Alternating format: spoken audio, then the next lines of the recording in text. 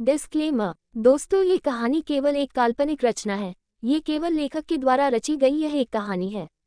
इसका वास्तविक जीवन से कोई भी संबंध नहीं है। कृपया आप कहानियों को केवल मनोरंजन की दृष्टि से ही सुने, और साथ ही अगर आप इस चैनल नॉवल स्टोरी 2.6 पर पहली बार आए हैं तो चैनल को सब्सक्राइब और वीडियो को भर भर लाइक करना ना भूलें। धन्यवाद। एपिसोड 55। रुद्र और शिवाय एक दूसरे से बहस कर ही रहे थे कि तभी उनके पास एक गन आके उनके पास गिरी। ये देख दोनों पीछे पलट कर देखा तो सुकून अपने हाथ में गन लिए किसी प्रोफेशनल की तरह उन आदमियों के ऊपर गोली चलाते हुए आगे बढ़ रही थी। ये देख रुद्र और शिवाय हैरान हो गए, पर सुकून उनके तरफ बिना देखे आगे बढ़ रही थी। वही गोलियों की आवाज़ सुन रुद्र और शिवाय जल्दी से गन लेकर दुश्मनों के ऊपर फायर करने लगे।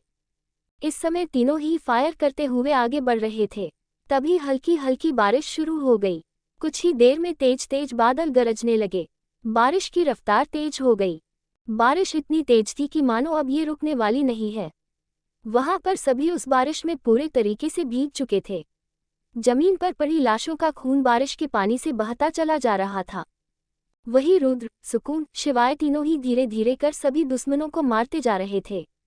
इस बात से अनजान कि आज कोई किसी के लिए पागल होगा तो कोई करेगा दीवानगी की हर हद पार। तीनों ने देखा कि अब कोई भी नहीं बचा है। रुद्र और शिवाय एक दूसरे को देख डेविल स्माइल कर सुकून की तरफ देखते हैं, तो देखते ही रह जाते हैं। इस समय सुकून के चेहरे पर लगी कालिक बारिश के पानी से धुल चुकी थी। उसका असली रंग रुद्र, शिवाय के सामने था। दूध से भी गोरा चेहरा, बड़ी बड़ी नीली आंखें और घनी पलकें, पतले गुलाबी होठ, लंबे बाल जो भीगने के कारण कुछ बाल चेहरे और गालों पर चिपके हुए थे। इस समय सुकून के शरीर पर पानी मोतियों की तरह चमक रहा था, और उसके गीले गुलाबी होठ देख रुद्र और शिवाय का उन्हें पीने को दिल कर रहा था। वही सुकून जो बिल्कुल शांत भाव से हर तरफ देख रही थी कि कोई बचा तो नहीं, उसे एहसास हुआ कि कोई उसे लगातार घूरे जा रहा है। सुकून ने अपनी नज़र रुद्र और शिवाय की तरफ किया तो उसकी नज़र उन दोनों से जा मिली। वही रुद्र और शिवाय एक टक सुकून की खूबसूरती को निहारने में लगे हुए थे। सुकून कुछ बोलती तभी एक गोली सीधा सुकून के बाजुओं को छूते हुए गुजरी, जिससे सुकून की दर्द भरी आह निकल गई। ये देख रुद्र और शिवाय एक साथ चिल्लाए, बच्चा। शिवाय गोली चलाने वाले गुंडे के ऊपर फास्ट मूव करते हुए अपने गन की सारी गोलियां उस आदमी के ऊपर उतार दी। वही रुद्र सुकून के पास पहुंच उसे गोद में उठा लिया और कार की तरफ जल्दी से बढ़ गया और गेट खोल अंदर बैठ गया। वही शिवाय भी जल्दी से आकर कार में बैठ गया। सुकून इस समय रुद्र की गोद में थी और रुद्र को गुस्से में देखते हुए बोली, मिस्टर सिंह छोड़े मुझे, मैं अपना ख्याल रख सकती हूँ। इतना कह सुकून रुद्र की गोद से उतरने की कोशिश करने लगी, पर रुद्र ने सुकून को जोर से अपने बाहों में भर कर चिपका लिया। ऐसा करने से रुद्र को एक सुकून भरा एहसास हो रहा था। उसे ऐसा लग रहा था कि वो सुकून को यूं ही अपने बाहों में भरकर ऐसे ही हर वक्त चिपकाए रहे। वही शिवाय की नज़र सुकून के चोट लगे हाथों पर थी। उसने देख सुकून अपने हाथों पर ज्यादा जोर दे रही थी रुद्र की गोद से उतरने के लिए। ये देख शिवाय ने सुकून की गर्दन पर हाथ रख नस को दबा दिया, जिससे सुकून बेहोश होकर रुद्र की बाहों में झूल गई। वही रुद्र ने शिवाय की तरफ सवालिया नजरों से देखा तो शिवाय ने सुकून के हाथ की तरफ इशारा किया। वही रुद्र ने जब सुकून की हाथों की तरफ देखा तो समझ गया कि शिवाय ने ऐसा क्यों किया। शिवाय ने गाड़ी में ही रखे मेडिसिन बॉक्स को निकला और सुकून के हाथ पर लगे चोट को डिटोल से साफ कर उस पर दवाई लगाकर पट्टी बांध दी। फिर उसके दोनों पैरों को अपने गोद में रख लिया। इस समय रुद्र और शिवाय की नज़र सुकून के मासूम चेहरे पर थी। उनके दिल में बहुत से सवाल थे और जवाब सिर्फ सुकून थी। रुद्र अपने हाथ के अंगूठे से सुकून के होठों को सहलाने लगा और सहलाते हुए अपने अंगूठे को सुकून के मुंह के अंदर डालकर अपने अंगूठे से सुकून के जीभ को सहलाने लगा। फिर उसके अंगूठे को निकलाकर अपने मुंह में भरकर चूसते हुए अपनी आंखें बंद करी, जैसे उसकी फेवरेट चीज हो। वही शिवाय सुकून के पैरों को बड़े प्यार से सहलाते हुए उसे चूम लिया और रुद्र से कहा, तुझे याद है मैंने तुझे कहा था कि सब कुछ होकर भी मुझे खाली खाली सा लगता था, जैसे जिंदगी में सुकून ही न हो। ये सुन रुद्र, जो सुकून के कभी होठों को सहलाता तो कभी उसके गालों को सहलाता, उसने शिवाय की बात सुन बोला, हाँ याद है, और मुझे लगता है तुझे तेरा सुकून मिल गया है और वो इस समय हमारे बाहों में है। ये सुन शिवाय रुद्र की तरफ देखकर डेविल स्माइल करने लगा। कुछ ही देर में उनकी गाड़ी उनके प्राइवेट विला पहुंच गई। शिवाय और रुद्र सुकून को गोद में लिए कमरे की तरफ बढ़ गए। वह विला केवल रुद्र शिवाय का था, उनके सिवा कोई भी यहाँ नहीं रहता था। शिवाय ने मीरा जी को फोन पर ही बता दिया था कि वो तीनों आज अपने प्राइवेट विला रुके हुए हैं। ये जानकर मीरा जी के दिल में एक उम्मीद सी जगी कि शायद अब इनके रिश्ते में सुधार हो रही है। वही रुद्र सुकून को कमरे में ले जाकर बेड पर बड़े धीरे और प्यार से लेटा दिया। और शिवाय, हमें पहले बच्ची के कपड़े बदलने होंगे क्योंकि काफी देर से गीले कपड़ों में है और ठंड भी लग सकती है। ये सुन शिवाय ने अपनी गर्दन हाँ में हिलाए और वार्ड रूम से एक ब्लैक कलर की सल्ट ले आया। रुद्र ने सारे कमरे की लाइट ऑफ कर दी, जिससे उस कमरे में अंधेरा हो गया। वही शिवाय सुकून को अपने गोद में लेकर बैठ गया और सरल्ट को बगल में रखकर धीरे धीरे उसके कपड़े को निकलने लगा। कपड़े निकलते वक्त शिवाय का हाथ सुकून के शरीर को टच कर रहा था, जिस महसूस कर शिवाय का दिल बेकाबू होने लगा। अब शिवाय धीरे धीरे सुकून के पूरे शरीर पर अपने हाथ चलाने लगा, कभी उसके होठों को सहलाता तो कभी गर्दन पर हाथ रख सहलाने लगा। वही रुद्र बोला, शिवाय तू क्या कर रहा है? ये सुन शिवाय बोला, रुद्र बच्चा की स्किन कितनी सॉफ्ट है, मन करता है इन्हें खुद में संभालूं। शिवाय की बात सुन रुद्र का भी दिल सुकून को महसूस करने का मन होने लगा। वह धीरे से बढ़कर सुकून के पीठ पर अपना हाथ रख दिया और वहां सहलाने लगा। शिवाय के हाथ धीरे धीरे हाथ अब गर्दन के नीचे की तरफ बढ़ने लगे। अब शिवाय का हाथ सुकून के उभारों पे था। शिवाय उन्हें सहलाते हुए धीरे धीरे दबाने लगा। वही रुद्र सुकून के गले में अपना चेहरा घुसाकर अपने होंठ और नाक रगड़ने लगा। तभी शिवाय का फोन बजने लगा। फोन की घंटी सुन दोनों अपने होश में आए। उनकी नज़र सुकून पर पड़ी जो बेसुध सी उनके बाहों में थी। ये देख दोनों के चेहरे पर कातिल स्माइल थी। वजह साफ थी कि जो उन्होंने अभी अभी किया उसका जरा भी पछतावा नहीं था। शिवाय अपने एक हाथ से सुकून को अपने बाहों में कस के चिपकाते हुए बोला, देखो बच्चा तुमने क्या कर दिया है, तुम हमारी सुकून बन गई हो, जिसकी तलाश में हम कब से थे। वही रुद्र सुकून के पैरों को बड़े प्यार से सहलाते हुए बोला, अगर किसी ने हमारे सुकून को छीनने की कोशिश की तो। ये कहते हुए दोनों की आंखों में एक पागलपन सनक दिखाई दे रहा था, जो सिर्फ और सिर्फ सुकून के लिए था, सिर्फ सुकून के लिए। एपिसोड 56। सुकून इस समय बेसुध बेहोश हुई शिवाय के बाहों में थी। वही रुद्र सुकून के पैरों को चूमते हुए बोला, हम नहीं जानते कि प्यार होता क्या है, पर हम इतना जानते हैं तुम हमारा पागलपन हो, हमारी सनक हो और हमारा सुकून भी। अगर कोई भी तुम्हें हमसे दूर करने की कोशिश करेगा तो उसका क्या हाल हम करेंगे ये नहीं जानते, लेकिन कोशिश करना कि तुम हमसे अब दूर मत होना और न दिमाग में कभी भी ये ख्याल आए, वरना तुम्हारी आज़ादी छीनने में ज़रा भी वक्त नहीं लगेगा। वही शिवाय सुकून के होठों को अपने अंगूठे से सहलाते हुए बोला, समझ गई ना बच्चा, क्योंकि हम साइको किस्म के इंसान हैं और तुम हमारी सुकून। हम नहीं चाहते कि कोई हमारे सुकून को हमसे दूर करे, चाहे वो तुम ही क्यों न हो, वरना हम क्या कर जाएंगे हम नहीं जानते। तभी शिवाय का फिर से फोन बजने लगा। ये देख शिवाय सुकून को अपने गोद से उतरकर बेड पर लेटा दिया। इस वक्त सुकून केवल अपने नीचे के कपड़ों में थी और ऊपर से पूरी तरह न्यूड थी। शिवाय सुकून के माथे पर किसकर अपना फोन लेकर बालकनी में चला गया और फोन रिसीव कर बातें करने लगा। शिवाय को फोन पर बातें करता देख रुद्र सुकून की तरफ देखा, जिसने अभी भी नीचे गीले कपड़े पहन रखे थे। ये देख रुद्र सुकून के ऊपर एक बेलकेंट डालकर बाकी बचे कपड़े भी निकाल दिए और वहां से उठकर वॉशरूम में फ्रेश होने चला गया। कुछ देर बाद रुद्र वॉशरूम से बाहर निकला। इस समय रुद्र केवल टॉवल में था। उसकी नज़र शिवाय पर गई, जो सुकून के पास अपना सर एक हाथ के सहारे लिए दूसरे हाथ से सुकून के चेहरे को सहला रहा था।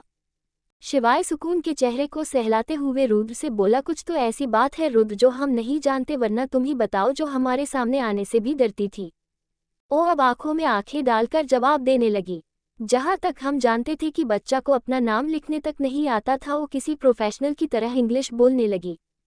और सबसे बड़ी बात, हम बच्चा से तो बहुत बार मिले थे, पर पहली बार जब हम डाइवोर्स लेने हॉस्पिटल में मिलने गए थे, तब पहली बार बच्चा को देख सुकून का एहसास हो रहा था, जैसे ये वो है ही नहीं जिसे हम पहले जानते थे, बल्कि ये कोई और है जो सिर्फ और सिर्फ हमारे लिए आई है, सिर्फ हमारे लिए।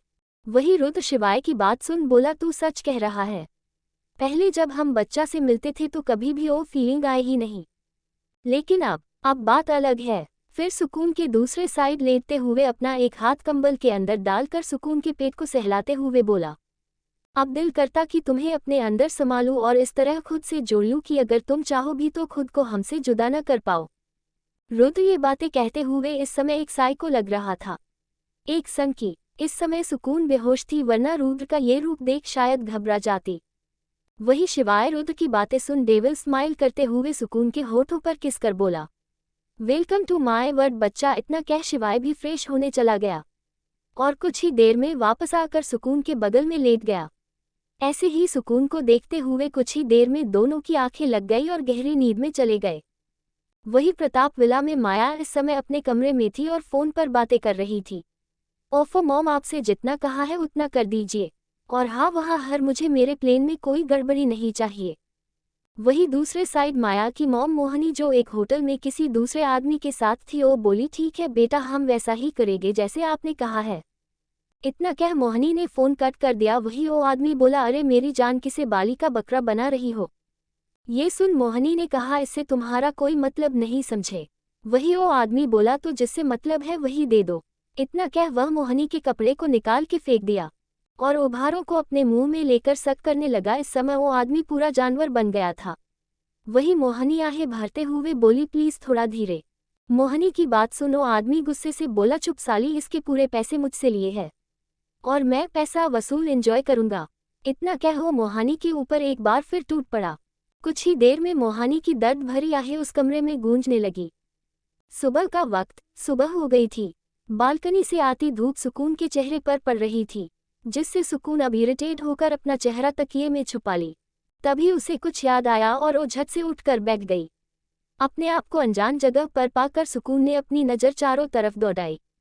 फिर उसकी नज़र सोफे पर बैठे रुद्र और शिवाय पर गई, जो उसे ही देख रहे थे। ये देख सुकून ने बिना भाव के रुद्र और शिवाय से कहा, हम इस वक्त कहाँ है। ये सुन शिवाय ने कहा, तुम इस वक्त अपने प्राइवेट विला में हो। ये सुन सुकून अपने आप में ही बोली, मेरा प्राइवेट विला ये कब हुआ। क्या सुकून के बारे में और कुछ भी था जो हम नहीं पढ़ पाए। इतना सोचते हुए सुकून की नज़र बगल में लगे आईने की तरफ गई। ये देख उसकी आंखें बड़ी बड़ी हो गई। सुकून ने अपने आप को देखा, जो इस वक्त चेहरे पर कोई कालिख नहीं लगी थी और सबसे बड़ी बात कि वह केवल ब्लैक कलर की शर्ट पहन रखी थी।